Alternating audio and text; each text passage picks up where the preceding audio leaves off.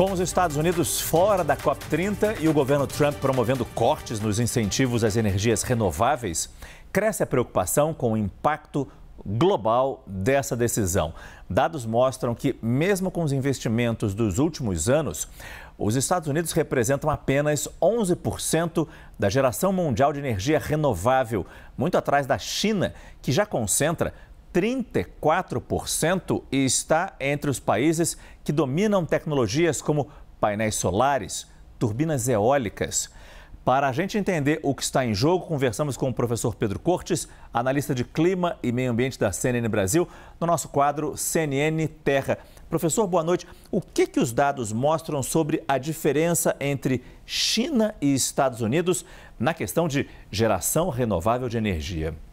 Boa noite, Márcio. Boa noite a todos. Os dados mostram exatamente o que você colocou agora na introdução, que os Estados Unidos, mesmo contando com incentivos, eles acabaram investindo menos do que a China na geração de energias renováveis. E com isso, acabaram ficando defasados tecnologicamente. Então, isso prejudicava já a exportação dessa tecnologia para outros países. Lugar esse que foi ocupado pela China. Nós temos duas artes que mostram a evolução. Nós temos uma primeira aqui que mostra a geração de energia renovável no mundo desde 2015 até o final do ano passado. Veja que a China estava, num valor próximo dos Estados Unidos, isso há 10 anos, Sim. E isso foi crescendo. Então, hoje, considerando que o mundo, 100% da energia gerada no mundo, a China produz 34% e os Estados Unidos 11%. Um destaque aqui é para o acompanhamento. A China vem acompanhando essa tendência de crescimento mundial, enquanto os Estados Unidos praticamente se estabilizaram. Então, isso já mostra essa defasagem que deve aumentar agora com as ações do Trump de cancelar os benefícios para, os incentivos para energias renováveis e também de se ausentar da COP30. Nós temos uma outra arte que também mostra, aqui energia solar e eólica, quanto cada país gerou o ano passado, isso em terabytes por hora.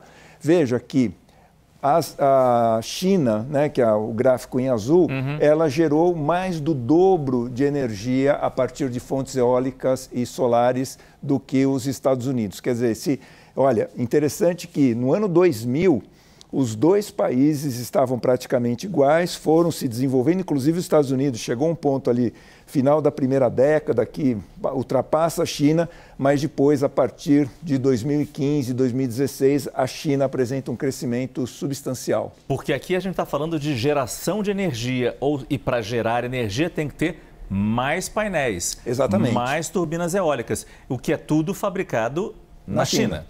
Inclusive, o Trump recentemente comentou que não tinha visto unidades eólicas na China e o mapa das unidades eólicas ocupa uma parte significativa da China. A China vem investindo por questões estratégicas. Ela quer reduzir a sua dependência de combustíveis fósseis porque ela é uma grande importadora de petróleo e fica sujeita a questões geopolíticas, que nem sempre podem ser favoráveis, podem provocar aí aumento de preços. Então, ela tem essa tendência de escapar das energias fósseis. Mas essa saída, é claro que a gente fica feliz de ver a China investindo nisso, produzindo, mas a gente queria que outros países fizessem isso também. Existe um impacto global não termos os Estados Unidos, eu digo, não apenas do ponto de vista de poluir, mas do ponto de vista de fornecer, os Estados Unidos, que são um país importante, de fornecer esse tipo de equipamento para o mundo também?